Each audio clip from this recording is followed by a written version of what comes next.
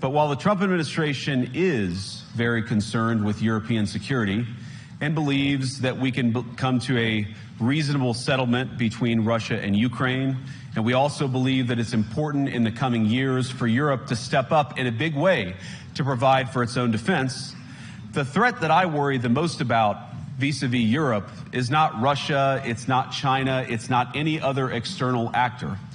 And what I worry about is the threat from within, the retreat of Europe from some of its most fundamental values, values shared with the United States of America. Now, I was struck that a former European commissioner went on television recently and sounded delighted that the Romanian government had just annulled an entire election.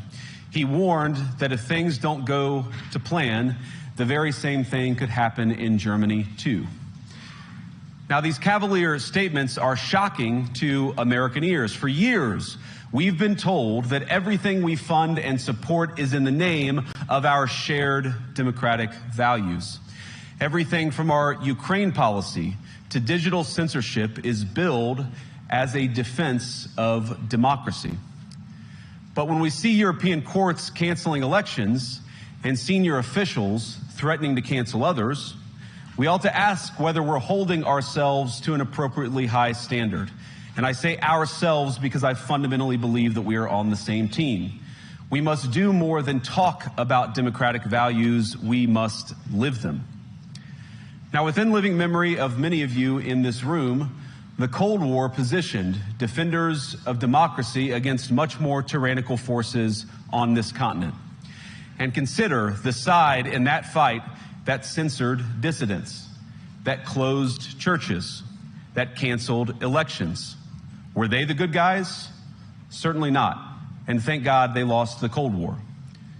They lost because they neither valued nor respected all of the extraordinary blessings of liberty. The freedom to surprise, to make mistakes, to invent, to build. As it turns out, you can't mandate innovation or creativity, just as you can't force people what to think, what to feel, or what to believe. And we believe those things are certainly connected. And unfortunately, when I look at Europe today, it's sometimes not so clear what happened to some of the Cold War's winners. I look to Brussels, where EU commissars warn citizens that they intend to shut down social media during times of civil unrest the moment they spot what they've judged to be, quote, hateful content. Or to this very country, where police have carried out raids against citizens suspected of posting anti-feminist comments online as part of, quote, combating misogyny on the internet, a day of action.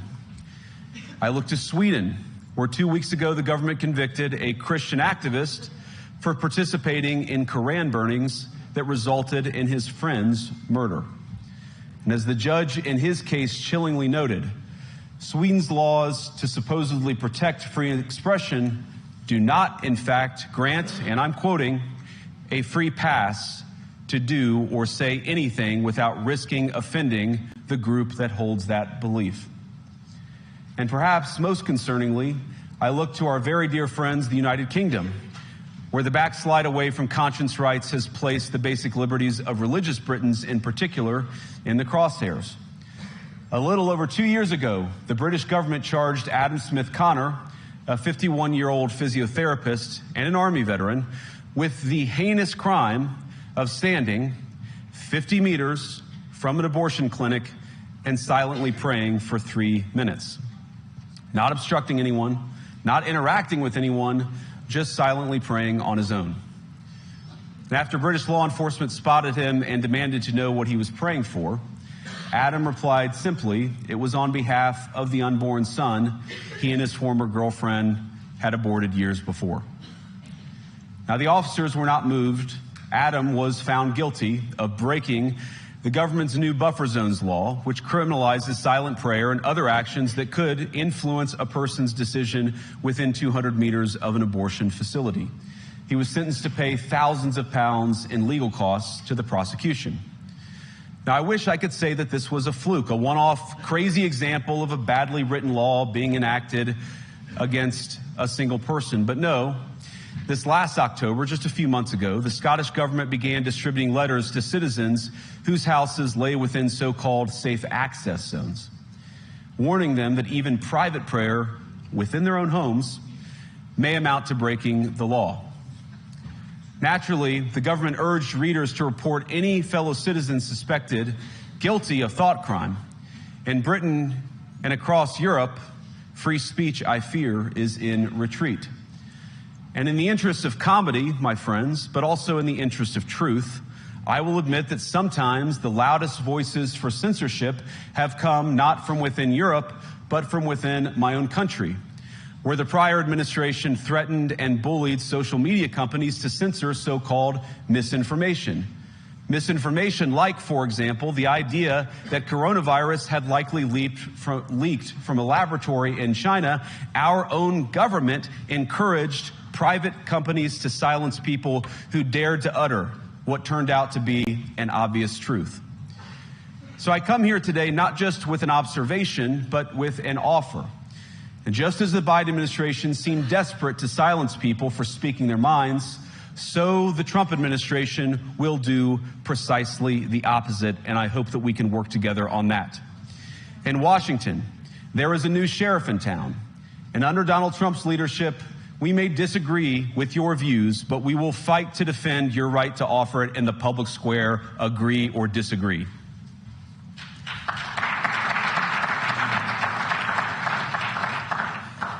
Now, we're at the point, of course, that the situation has gotten so bad that this December, Romania straight up canceled the results of a presidential election based on the flimsy suspicions of an intelligence agency and enormous pressure from its continental neighbors. Now, as I understand it, the argument was that Russian disinformation had infected the Romanian elections.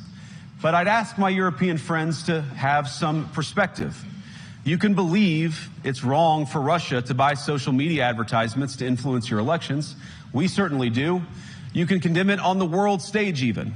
But if your democracy can be destroyed with a few $100,000 of digital advertising from a foreign country, then it wasn't very strong to begin with. Now, the good news is that I happen to think your democracies are substantially less brittle than many people apparently fear. And I really do believe that allowing our citizens to speak their mind will make them stronger still.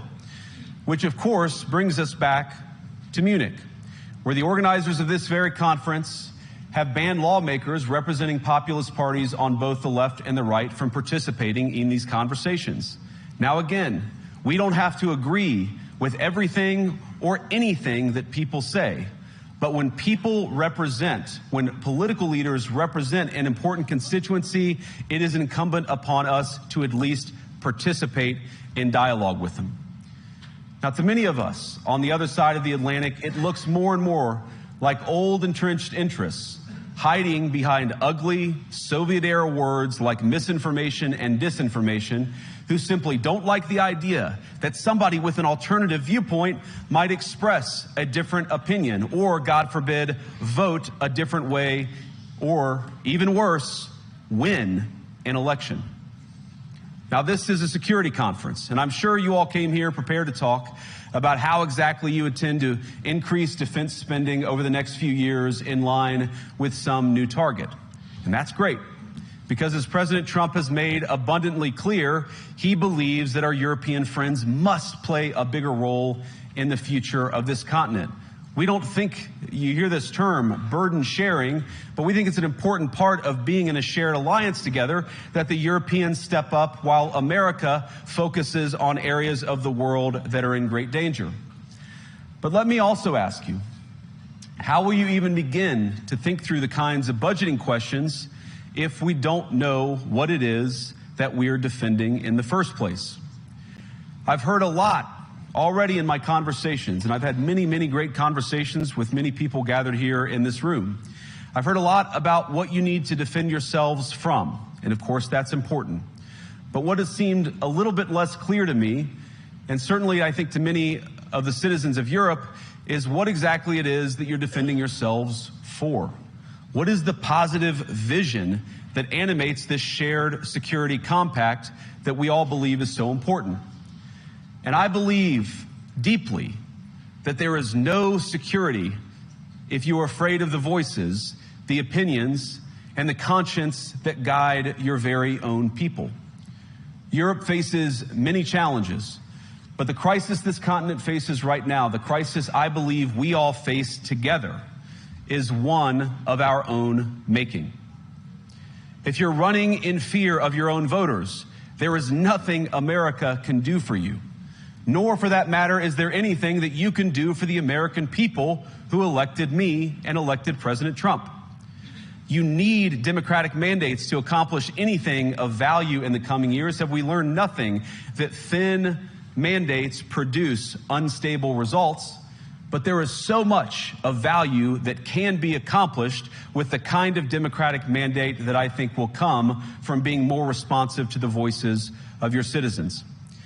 If you're going to enjoy competitive economies, if you're going to enjoy affordable energy and secure supply chains, then you need mandates to govern, because you have to make difficult choices to enjoy all of these things. And of course, we know that very well in America.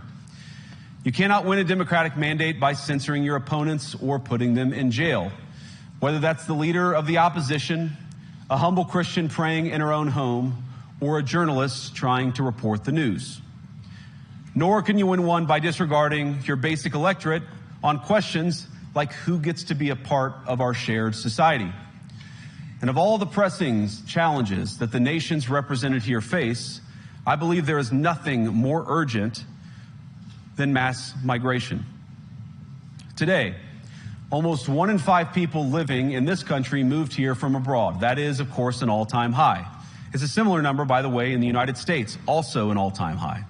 The number of immigrants who entered the EU from non-EU countries doubled between 2021 and 2022 alone, and of course it's gotten much higher since. And we know the situation, it didn't materialize in a vacuum. It's the result of a series of conscious decisions made by politicians all over the continent and others across the world over the span of a decade. We saw the horrors wrought by these decisions yesterday in this very city. And of course, I can't bring it up again without thinking about the terrible victims who had a beautiful winter day in Munich ruined. Our thoughts and prayers are with them and will remain with them. But why did this happen in the first place? It's a terrible story, but it's one we've heard way too many times in Europe and unfortunately too many times in the United States as well. An asylum seeker, often a young man in his mid-20s, already known to police, rams a car into a crowd and shatters a community. How many times must we suffer these appalling setbacks before we change course and take our shared civilization in a new direction? No voter on this continent went to the ballot box to open the floodgates to millions of unvetted immigrants. But you know what they did vote for? In England, they voted for Brexit, and agree or disagree, they voted for it. And more all over Europe, they're voting for political leaders who promise to put an end to out-of-control migration. Now, I happen to agree with a lot of these concerns, but you don't have to agree with me. I just think that people care about their homes, they care about their dreams, they care about their safety and their capacity to provide for themselves and their children. And they're smart. I think this is one of the most important things I've learned in my brief time in politics. Contrary to what you might hear a couple mountains over in Davos, the citizens of all of our nations don't generally think of themselves as educated animals or as interchangeable cogs of a global economy. And it's hardly surprising that they don't want to be shuffled about or relentlessly ignored by their leaders. And it is the business of democracy to adjudicate these big questions at the ballot box. I believe that dismissing people, dismissing their concerns, or worse yet, shutting down media, shutting down elections, or shutting people out of the political process protects nothing. In fact, it is the most surefire way to destroy democracy. And speaking up and expressing opinions isn't election interference. even when people express views outside your own country, and even when those people are very influential. And trust me, I say this with all humor, if American democracy can survive 10 years of Greta Thunberg's scolding, you guys can survive a few months of Elon Musk. But what no democracy, American, German, or European, will survive is telling millions of voters that their thoughts and concerns, their aspirations, their pleas for relief are invalid or unworthy of even being considered.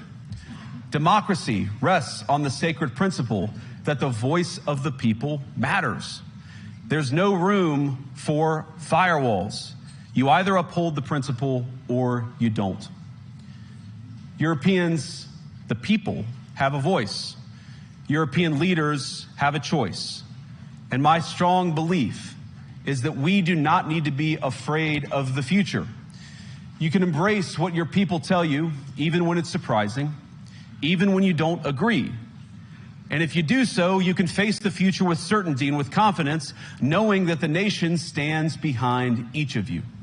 And that, to me, is the great magic of democracy. It's not in these stone buildings or beautiful hotels. It's not even in the great institutions that we have built together as a shared society. To believe in democracy is to understand that each of our citizens has wisdom and has a voice. And if we refuse to listen to that voice, even our most successful fights will secure very little. As Pope John Paul II, in my view, one of the most extraordinary champions of democracy on this continent or any other, once said, "Do not be afraid." We shouldn't be afraid of our people, even when they express views that disagree with their leadership.